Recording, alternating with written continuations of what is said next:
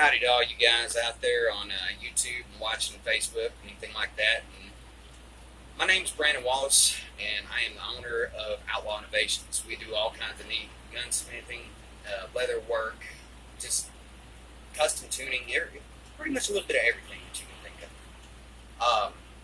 Number one, before we start this, we want to check the most important thing that you should always do whenever handling a gun, ever. It takes 2 seconds. I'm going to show both you and myself that this is a completely unloaded weapon. It is real. It's a Ruger New Vaquero Bislett, cambered in .45 long pole, and it's very real. It takes 2 seconds. Check, make sure it's unloaded. You can save a life. Now, the reason I'm doing this video is because I had to have surgery on my right elbow and my right wrist, and that was pretty raw. It really was. My incisions healed up pretty fast, but it took a while for everything else to start working, and I'm still working through it. This is just a video just in case you've got to have any type of corrective surgery where you need to make your hands and arms coordinate with each other to do whatever it was you did before. In this case with me, in this example, it's gunsmithing. For you, it can be anything. Now, I am not a doctor, and I do not even claim to be. I don't make enough money, and I ain't been through enough school for that. But these are things that I've found to be true from my own personal experiences over the years, having had multiple surgeries for various different things. If it is a part of you that has to move and stretch, the worst thing you can do is keep it immobilized for long periods of time. It is.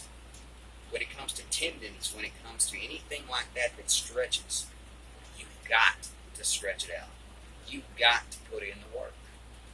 I'm going to talk about retraining and what it really takes. Number one, it takes discipline.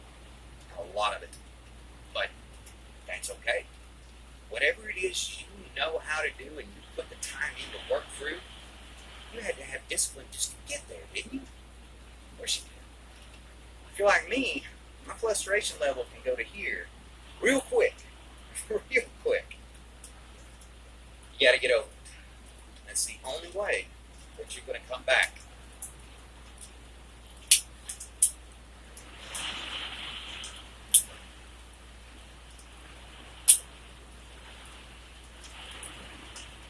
It's all about getting it to go in that right spot. With me, right now, I'm trying to take it and put it in just the end of my barrel and spin it back out. See how my hand's slipping a little bit from it. Number one, it's because I've done this a little much today. Number two, I've got to retrain my hand to stay and my fingers to stay in this position while rocking back and forth.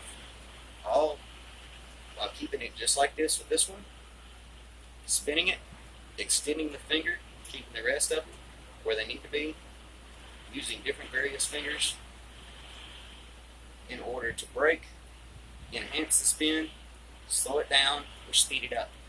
It's not all just about your movements like this. As a matter of fact, coming up like this is actually really hard to get back into because you're injured in all the areas that make that possible.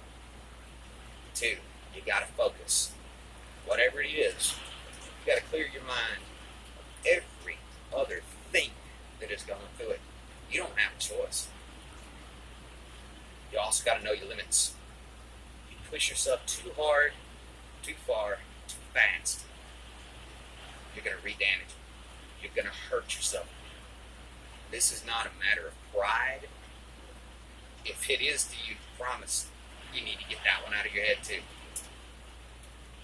You got to put that away. You also have to push through the pain as well. And I know those two sound like they contradict.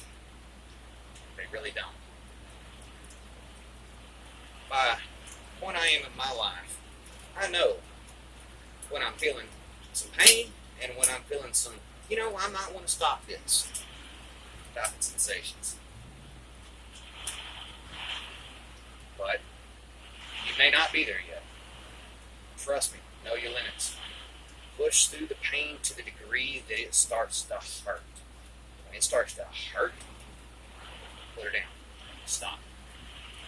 Before I started doing this, again, I had to take my hand and retrain it. Each finger independently at a time. And it's still tough with those two. Retraining it in this position. One finger, 2, 3, and 4. But you've got to get the position right. You're going to use all these things to enhance your spin, to break it. All these, everything has to be in the right alignment. Otherwise, whatever you're doing, it's not going to work. And when you do like what I'm doing, which is taking this big old heavy piece of stainless steel and flipping it back and forth, things have to be in alignment. Otherwise, bad things happen. Me, I had an injury to my dominant hand and arm. That presented a problem, but I found ways through it. While I couldn't do anything with my right arm, I took that time to train my left. You are only ever as good as what your weak hand is. You can be stupid fast with your dominant hand, with your dominant arm. But when you have an injury like this, come back from it. Take that time to train your off hand, whatever it is. Because initially, your dominant hand, when you go back to retraining it, will initially only want to train up to the level that your offhand does. Use that time. Use it to your advantage. It will really help, I promise you. The biggest thing, man, don't give up. Don't give up. Put the work in.